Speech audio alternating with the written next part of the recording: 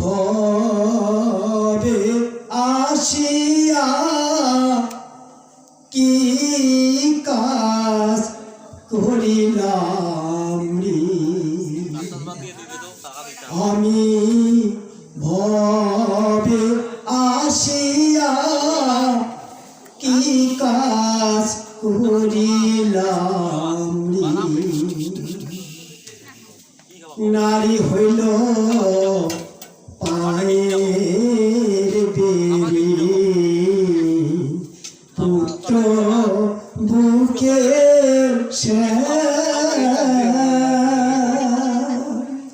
নারী হইল পায়ের বেড়ে, পুত্র বুকে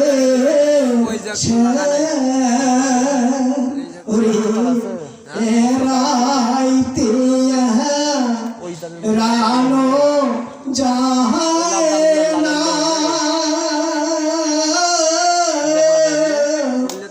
পড়িলাম মায়া জালে এরাইতে রানো যায় না,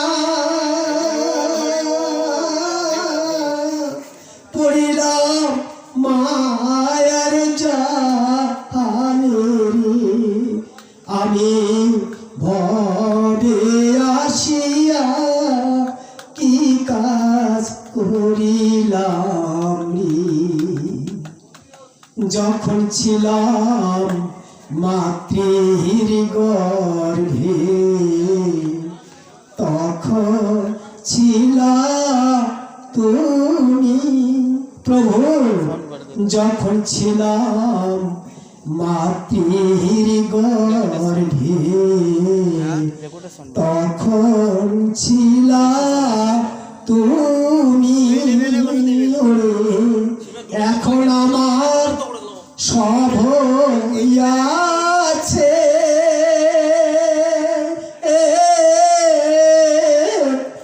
পর হইয়াছ তুমি রে, এখন আমার সব হইয়াছে, পর হইয়াছ তুমি রে, আমি ভবে আসিয়া কি কাজ করিলাম রে, আমি ভবে আসিয়া কি কাজ করিলাম রে। তাহলে ভজন গীতিতে কি বলল,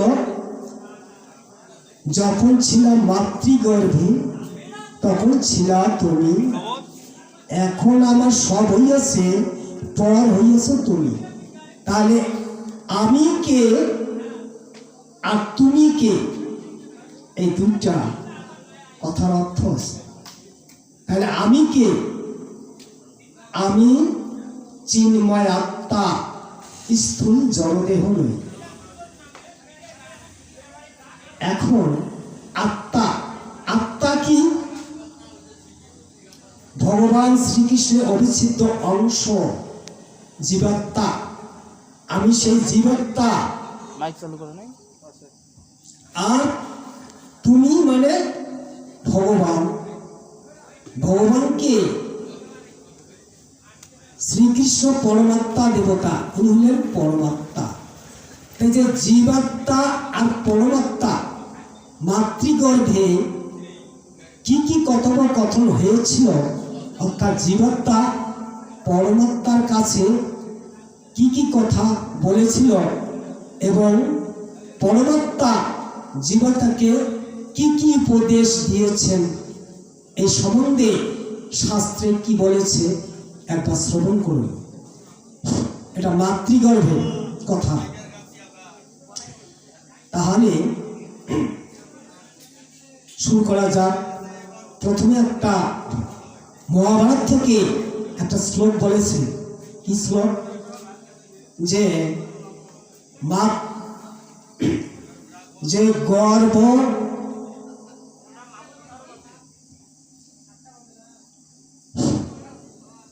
মাতৃগর্ভ মহাপদ্মে মহামন্ত্র মুপাশ্রিত তন্ময় বিস্মৃতি যেন গর্ভাবা আসন পুনঃ পুনঃ। অর্থাৎ মাতৃগর্ভে জীব যবে সঞ্চার করায় পঞ্চম মাসেতে জীব দেহপুষ্ট হয়।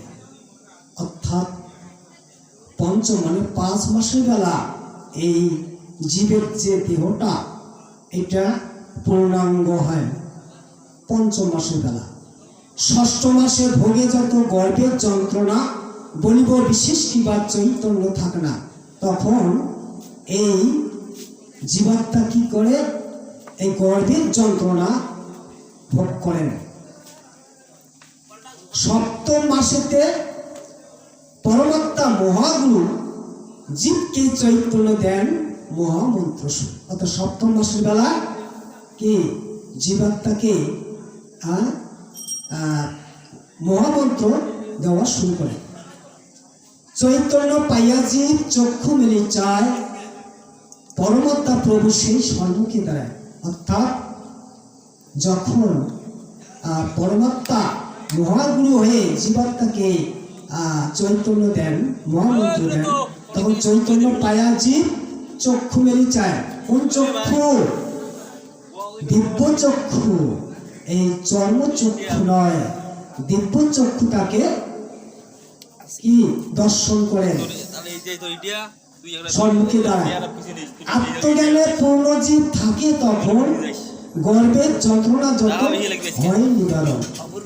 তখন আত্মজ্ঞানে জীব যখন পূর্ণাঙ্গ থাকেন তখন গর্ভের যন্ত্রণা তার নিবারণ হয়ে যায়।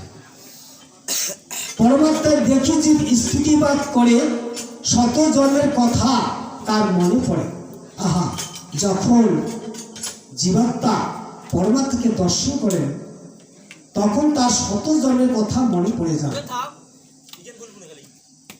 জীবের শুনে স্তুতি পরমাত্মা বলে, এখন পরমাত্মা বলতেছে কি, জীবের স্তুতি শুনিয়া পরমাত্মা বলে গর্ভবাস কষ্ট যাবে জম্বুদ্বীপে গেলে।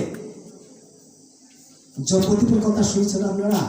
জম্বুদ্বীপ কাকে বলে জানো? জম্বুদ্বীপ যেখানে জন্ম মরণ অর্থাৎ সৃষ্টি স্থিতি প্রলয় যেখানে হয়, এটি হলো জম্বুদ্বীপ।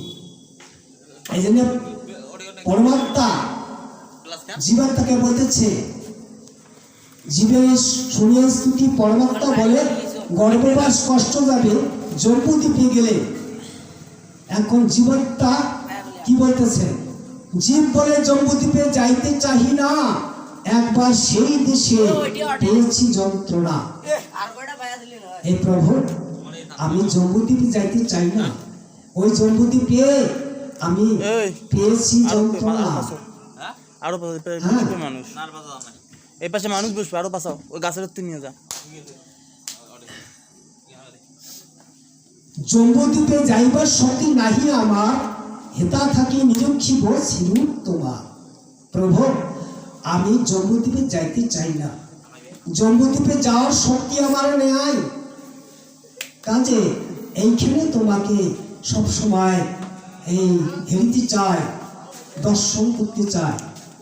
যতকে যন্ত্রণা ছিল এখানে আমার সর্বজ্বালা দূরে গেল দর্শন তোমার। আমার যত গর্ভের যন্ত্রণা ছিল তোমাকে দর্শন পেয়ে আমার সব জ্বালা দূরীভূত হয়ে গেছে। তারপর কি বলল? কতকাল সুরসিতে করেছি ভ্রমণ, কবু তবু সঙ্গে দেখা নহে নারায়ণ। হে প্রভু, আমি যখন চুরাশিতে ছিলাম তখন তো তোমার সঙ্গে দেখা হয়নি প্রভু। হ্যাঁ, 84টা কি?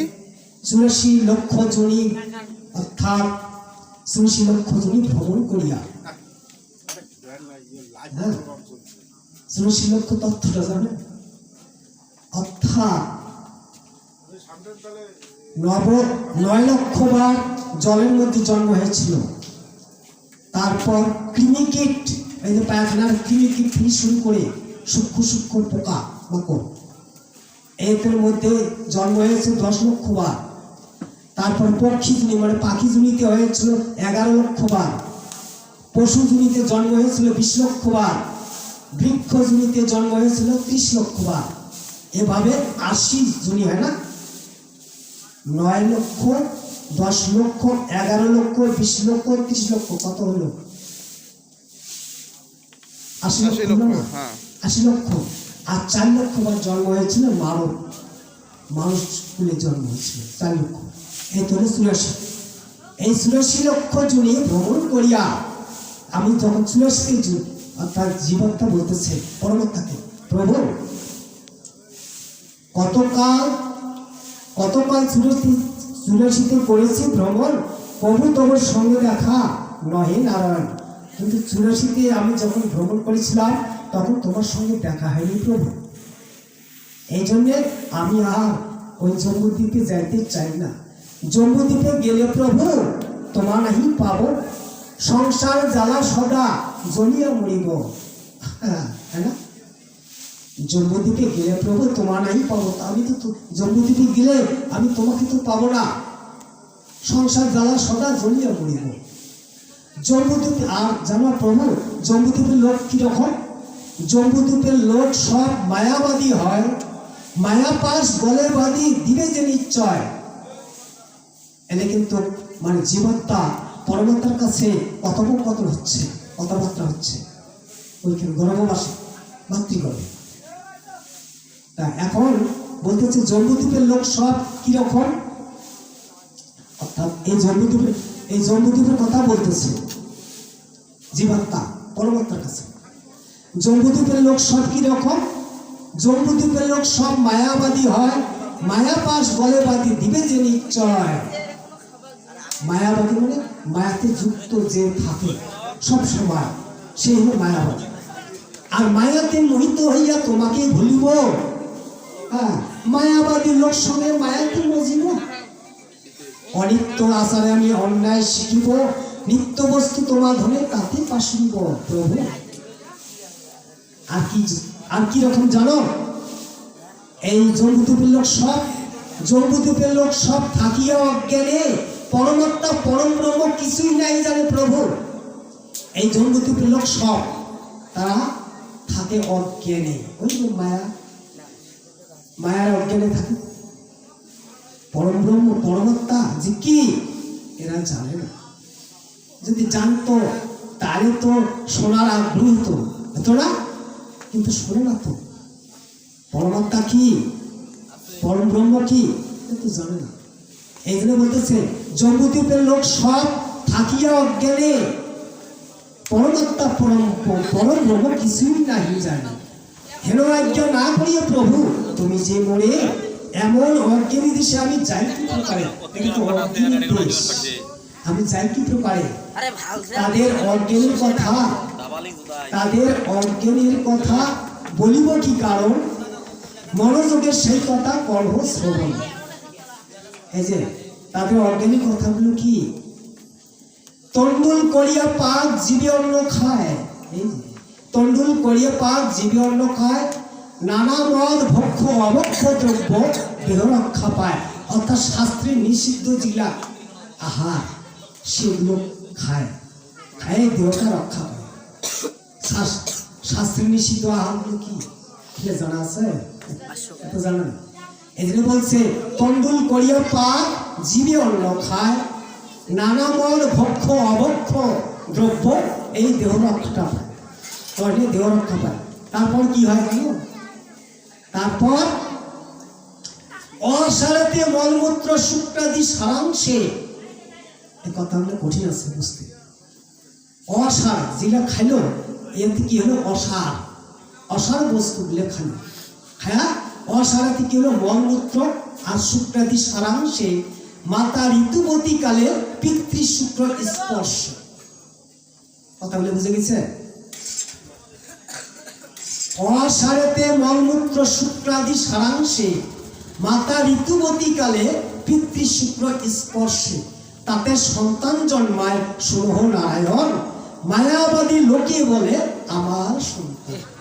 অর্থাৎ অজ্ঞানের জন্মটা হয়েছিল ওই খাদ্যের থাকি না। এটা সূক্ষ্মতত্ত্ব কথা। হ্যাঁ, অজ্ঞানের জন্মটা হয়েছিল ওই। আর শুদ্ধ শুদ্ধ এগুলো, আর শুদ্ধ হলে তাহলে ওই সন্তানটাও একটা সুসন্তান আসবে। এই জন্য আর শুদ্ধ করতে হবে, আর শুদ্ধ না হলে সুসন্তান আসতে পারে না। এই জন্য বলছে তাতে সন্তান জন্মায় শুনহ নারায়ণ, মায়াবাদী লোকে বলে আমার সন্তান। এমন অজ্ঞানীর দেশে আমি তো যাব না। অর্থাৎ জীবনটা বলতেছে এমন অজ্ঞানীর দেশে আমি তো যাব না। বহুবার পেয়েছি সংসার যাতনা, বিতাপ যন্ত্রণা আর ভোগিতে না চাই। এই নিত্য স্থানে তোমায় হেরিব সদাই। আহা প্রভু, আমি আর ওই অজ্ঞানী দেশে আমি যাব না। এত শুনি পরমাত্মা জীব প্রীতি কয়। এখন পরমাত্মা জীবাত্মাকে বলতেছে। হ্যাঁ, এতক্ষণ কিন্তু জীবাত্মা পরমাত্মাকে বলল। এখন এই জীবের শুনিয়া, স্থিতি শুনিয়া এখন পরমাত্মা বলতেছে। এত শুনি পরমাত্মা জীব প্রীতি কয়, শোনো ওহে জীব মোর বচন নিশ্চয়। এই গর্ভবাসে তুমি না পারো থাকিতে, প্রসব না হলে তার মরণ নিশ্চিতে। প্রসব যদি না হয় তাহলে তার মরণ হবে না। নারীবধ পাপ তাতেও, নারীবধ পাপ হইবে তাহাতে, পুনশ্চ নরক তুমি যাইবে সে পাপিতে। আবার তুমি ওই চুরাশিতে চলে যাবে। কাজে তুমি এই জম্বুদ্বীপে যাও। অর্থাৎ পরমাত্মা জীবাত্মাকে বলতেছে। হ্যাঁ, পূর্ব জন্মাজিত যত ছিল পাপচয়, মোর দর্শনে সব দূরীভূত হয়। যত পূর্ব জন্মের যে পাপ গুলো ছিল আমার দর্শনে সে পাপ দূরীভূত হয়ে যায়। এই জন্য বলতেছে সেই পাপ গ্রহণ না করো আবার, জম্বুদ্বীপে তরানিতে যাও একবার। সেই পাপ তুমি আর গ্রহণ করো না, তুমি তাড়াতাড়ি জম্বুদ্বীপে যাও। এখন জীবাত্মা বলতেছে পরমাত্মাকে, প্রভু জীব বলে জম্বুদ্বীপে যাইবে কেমনে? প্রভু তুমি এই জম্বুদ্বীপে কিভাবে যাবে? জীব বলে জম্বুদ্বীপে যাইবে কেমনে? সে দেশের পাপ কৃষিতে না আসিবে, ওই দেশের পাপ তুমি কৃষিতে না আসিবে। এখন পরমাত্মা বলতেছে, পরমাত্মা বলে শোনো, আমি সাধু বেশে জীব নিস্তারিতে সদা ঘুরি জম্বুদ্বীপে। এই যে পরমাত্মা সাধু বেশে, সাধুগুরু বৈষ্ণব দেশে এই জম্বুদ্বীপে সব সময় ঘুরে ফিরে করে, কিন্তু আমরা তাকে চিনতে পারি না। তিনি সাধুগুরু বৈষ্ণব হিসাবে অর্থাৎ এই দেশ ধারণ করে উনি সব সময় ঘোরাফেরা করেন এই জম্বুদ্বীপে। এখানে বলতেছে জীব, পরমাত্মা বলে শোনো, আমি সাধু বেশে জীব নিস্তারিতে সদা ঘুরি জম্বুদ্বীপে। যদি কবু সাধু সঙ্গ হয় গো তোমার, তার কাছে জিজ্ঞাসিও সংবাদ আমার। যদি তোমার কোনোদিন এই সাধু সঙ্গ হয়, কিন্তু তার কাছে জিজ্ঞাসিবে সংবাদ আমার। এই সব দেহতত্ত্ব বলিবারে পারে, তুমি গুরু স্বীকার করো সে সাধুরে। এই সব যারা মানে দেহতত্ত্ব কথা বলতে পারে, তুমি গুরু স্বীকার করো সে সাধুরে। তার মুখে মহামন্ত্র শুনবে তখন, মন্ত্রার্থে চৈতন্য রূপে পাবে দর্শন।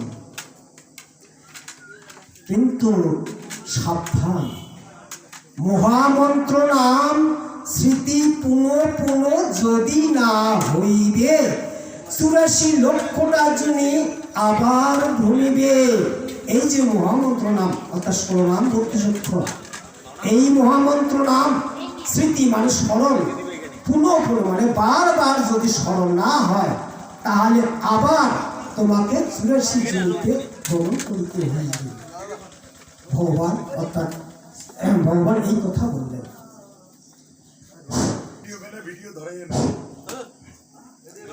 সাধু কিংবা গুরুর কাছে বুঝো সন্ধান, বুঝিলে বুঝিতে চাও পাবে তত্ত্বজ্ঞান। জলে না নামলে কেউ শিখে না সাঁতার, হাঁটিতে না পারে কেহ না খেয়ে আচার। ক্রমে ক্রমে আত্মজ্ঞান লভিবে যখন, শ্রীচরণ দাস কহে বুঝিবে তখন। এইসব শাস্ত্রের কথা করিয়া মন্থন, রাধা কৃষ্ণ প্রেমানন্দে একবার হরি হরি বল।